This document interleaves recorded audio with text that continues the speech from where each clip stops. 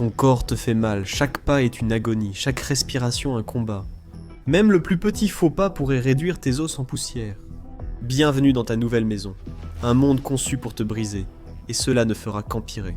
Dans cet épisode de The Infographic Show, nous explorons la vraie vie sur Super Terre. Le nom est trompeur. Une Super Terre ne fait référence qu'à la taille d'une planète, pas à sa ressemblance réelle avec la Terre. Ces mondes sont plus massifs que la Terre, mais moins que les géantes gazeuses comme Neptune ou Uranus. La plupart se situent entre 2 fois la taille de la Terre et jusqu'à 10 fois sa masse. Cela implique une gravité accrue, des atmosphères denses et des environnements extraterrestres uniques dans notre système solaire. Et comme nous n'en avons pas un à proximité à visiter, il reste mystérieux.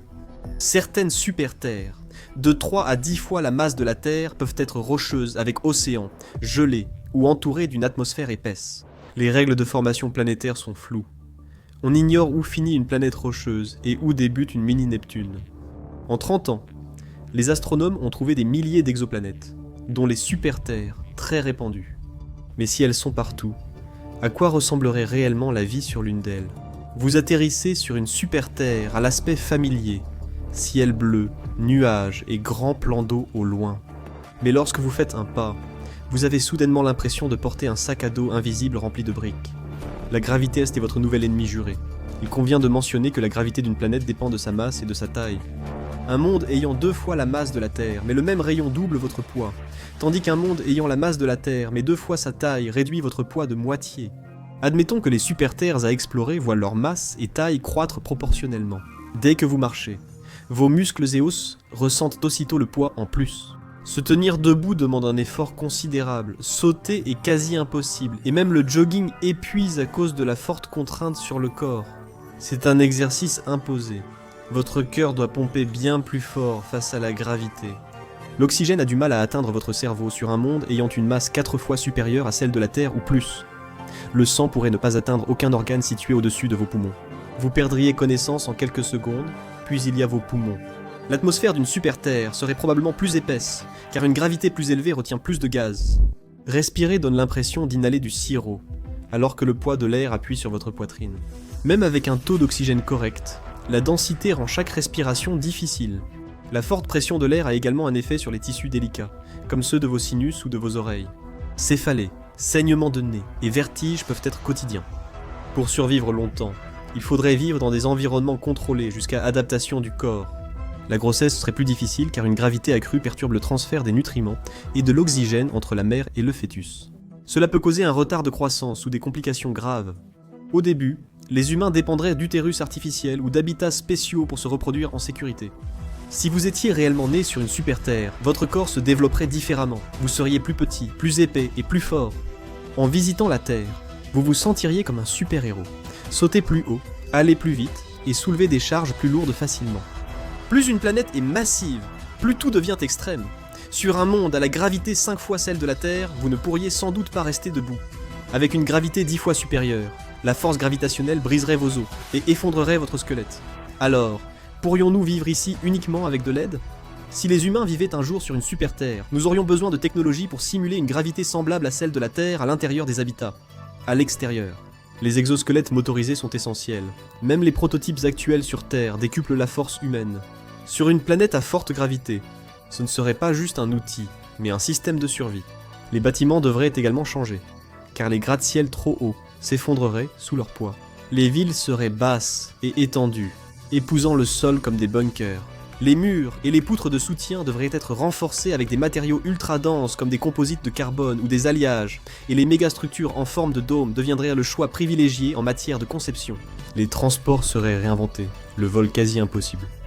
Une atmosphère épaisse et lourde, ainsi qu'une forte gravité signifie que tout ce qui vole aurait besoin. Les véhicules à pousser de niveau fusée seraient des machines trapues et massives, dotées d'une forte traction et de systèmes de suspension robustes. Supporter l'attraction d'une planète rendrait même la marche en ville épuisante. Les espaces de travail utiliseraient des exosquelettes motorisés ou des technologies de réduction de gravité pour faciliter les déplacements des travailleurs. Des industries naîtraient autour de la manipulation de la gravité, comme nous dépendons de l'énergie sur Terre. Il existe aussi des problèmes plus graves. La gravité d'une super-terre pourrait non seulement vous écraser, mais aussi attirer plus d'astéroïdes et de comètes. La Terre subit des collisions catastrophiques. Sur Terre, Une civilisation affronte des impacts catastrophiques tous les millions d'années. Sur une super-Terre, cela arrive tous les milliers d'années. La civilisation serait constamment ramenée à l'âge de pierre, obligée de repartir de zéro encore et encore. La survie reposerait sur des systèmes d'alerte, des abris souterrains ou des défenses spatiales, jusqu'à ce que la technologie permette d'éviter ces événements. Sous Terre est peut-être l'endroit le plus sûr. Plus on approche du centre d'une planète, plus la gravité diminue. Une future civilisation humaine sur une super-Terre pourrait s'enfouir profondément dans la croûte, vivant dans des mégapoles souterraines, simplement pour être protégée de la gravité écrasante et des astéroïdes. Mais avoir une société sur une super-Terre présente aussi des avantages. Une planète massive aurait une atmosphère plus épaisse, et un champ magnétique plus puissant, un bouclier naturel contre les radiations solaires. L'agriculture évoluerait, mais resterait possible. Les plantes deviendraient plus courtes et robustes, avec des tiges et racines denses. Les humains pourraient dépendre de cultures génétiquement modifiées et de fermes hydroponiques souterraines, où les conditions peuvent être contrôlées plus facilement. La chaleur interne de la planète pourrait aussi durer plus longtemps et permettre de générer des centrales géothermiques. L'éolien et le solaire pourraient être limités par l'atmosphère dense, tandis que la géothermie et le nucléaire s'en sortiraient bien. Une super-Terre pourrait abriter une civilisation si elle s'adapte, sans être nécessairement un enfer stérile. Un avantage pour une équipe d'atterrissage. Les montagnes seraient plus basses sur Terre. La gravité limite la hauteur des montagnes, car la roche finit par s'effondrer sous son propre poids. Sur une super-Terre, même une petite montagne finirait lentement par s'écraser sur elle-même.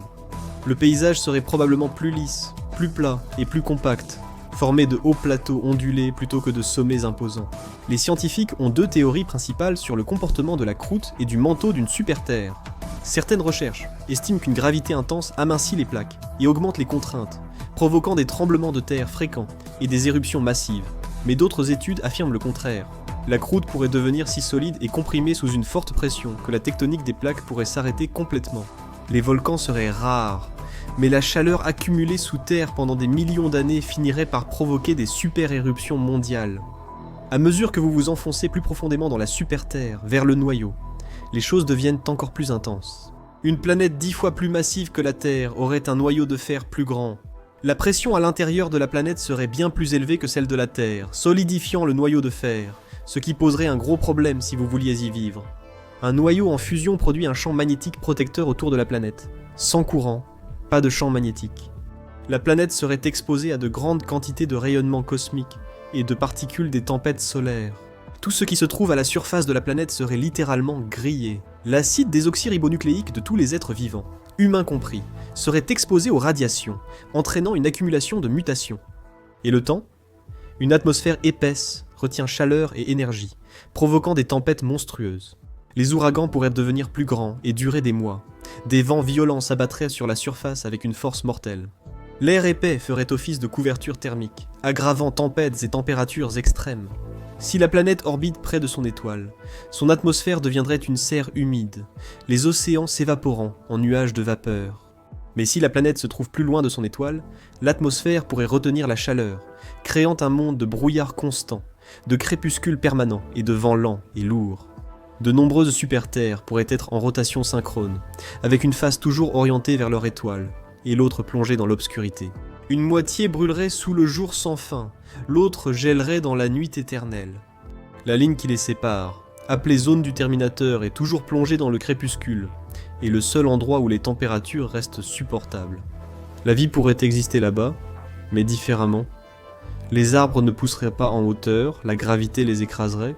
À la place, ils seraient bas et épais, collés au sol comme une forteresse vivante. Leurs troncs seraient trapus avec un bois dense, les branches s'étendraient en largeur plutôt qu'en hauteur.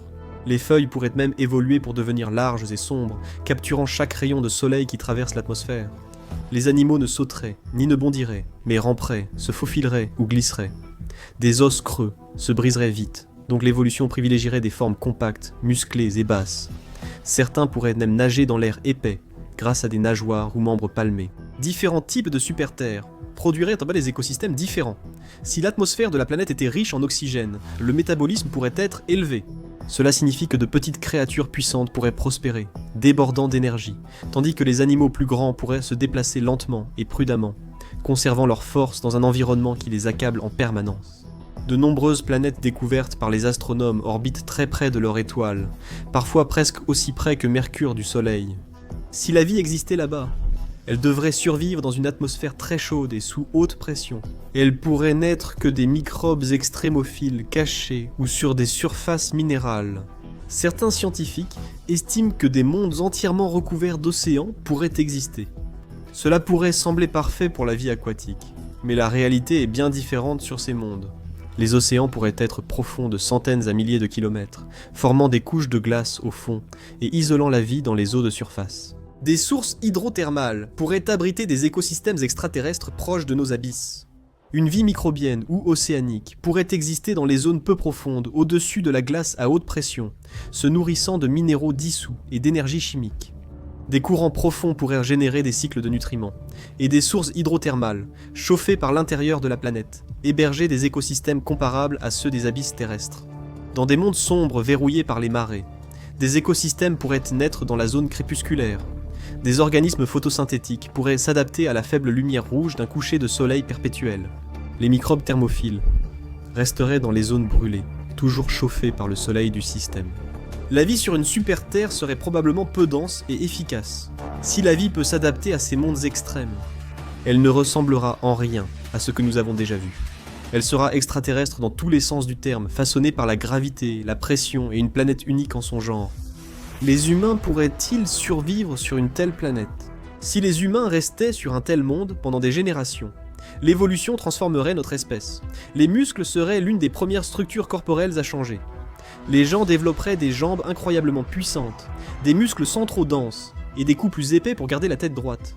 Les humains pourraient évoluer ou être modifiés pour devenir plus petits et trapus, réduisant ainsi l'effet de la gravité sur leur corps. Sur une planète avec une gravité 2 fois supérieure à celle de la Terre, l'humain moyen pourrait mesurer à peine 1 mètre ou 1 mètre 20. Les os devraient aussi être plus denses et solides. En microgravité, les astronautes perdent jusqu'à 1 à 2% de masse osseuse par mois. Sur une super Terre, le corps devrait sans cesse gagner en densité pour supporter le poids. La voix peut aussi s'abaisser pour traverser un air dense, comme une baleine qui chante. La parole pourrait augmenter car les ondes sonores voyagent plus vite dans l'air dense d'une super Terre, aidées par la technologie. Avant que la biologie le permette, des exosquelettes motorisés pourraient aider les humains à marcher, soulever et se déplacer dans des environnements à forte gravité. Nécessaires pour survivre, la médecine et le génie biologique seront aussi clés pour l'avenir de l'humanité. Des technologies d'édition génétique comme CRISPR pourraient être utilisées pour préadapter les colons, avant même qu'ils ne mettent le pied sur une super Terre. Les scientifiques pourraient essentiellement personnaliser la physiologie humaine pour de nouveaux environnements gravitationnels. À terme, l'humanité pourrait évoluer vers le cybernétique ou le synthétique. Plutôt que de nous adapter biologiquement, nous pourrions fusionner avec la technologie. Les implants cybernétiques pourraient à terme réguler rythme cardiaque, tension musculaire et circulation sanguine. Sur une super Terre, nos descendants pourraient devenir des hybrides biomécaniques, plutôt que purement biologiques, conçus pour un monde qui écraserait un humain ordinaire sous son poids. Vivre sur une super Terre semble tentant si cela devait donner une force surhumaine. Les astronomes ont déjà identifié des dizaines de super Terres en zone habitable, parallèlement à l'étude des plantes et animaux exotiques. En fait, certains de ces mondes pourraient même être des paradis, mais la vérité, c'est que le paradis a toujours un prix. La vie sur une super Terre ne serait pas comme la vie sur Terre. Ce serait très difficile pour les premiers colons, confrontés à une forte gravité, des tempêtes violentes et un environnement unique. Même avec la technologie pour terraformer, nous modifier génétiquement ou nous adapter à une super Terre, nous pourrions toujours constater qu'aucun endroit n'égale chez soi. Regardez, vous n'allez pas croire à l'existence de ces planètes incroyables, ou cliquez sur cette vidéo.